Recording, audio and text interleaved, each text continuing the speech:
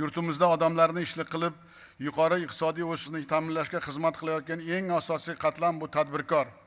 Ularning orasida bilimli va tashabbuskor yoshlarimiz bor ekan, bizni hech kim hech qachon rivojlanishdan to'xtata olmaydi. E'tibor bering, hozirda yillik aylanmasi 500 milliard so'mdan oshgan yosh tadbirkorlarimiz soni 15 nafardan ko'p bo'ldi. 100 milliard so'mdan oshgani 194 nafarga yetdi. 50 milliard so'mlik marradan o'tganlar 68 taga yetdi.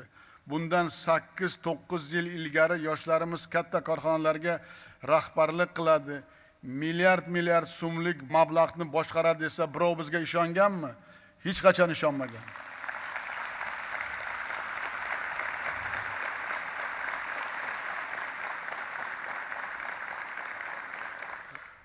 Endi bunday yosh chempion tadbirkorlarimiz safi kengayish uchun o'g'il-qizlarimizni yangi bilimlar iqtisodiyotiga o'rgatishimiz zarur. Endi yoshlarimizni muvaffaqiyatli biznes sari yetaklaydigan yangi tizimni yo'lga qo'yamiz.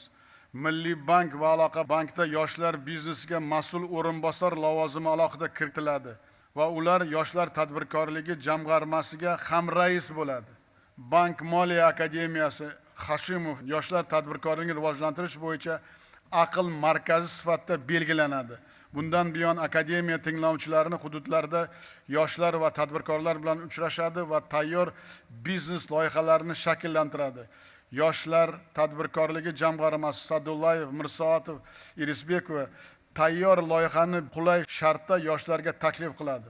Endi jamg'arma yoshlarning yuqori daromad keltirib ko'plab ish o'rinlari yaratadigan loyihalarga 5 milliard so'mgacha investitsiya kiritishga imkoniyat yaratiladi.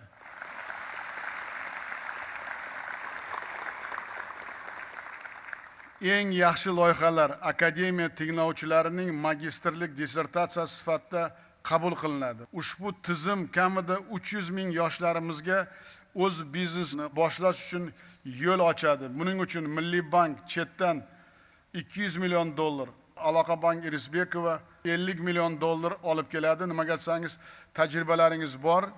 Qo'chqorov ushbu ikkita bank rahbari Sadullayev yuqoridagi tashabbuslar orqali yosh tadbirkorligini yangi bosqichga olib chiqishga mas'ul bo'ladi va yil yakunida batafsil hisobot beradi.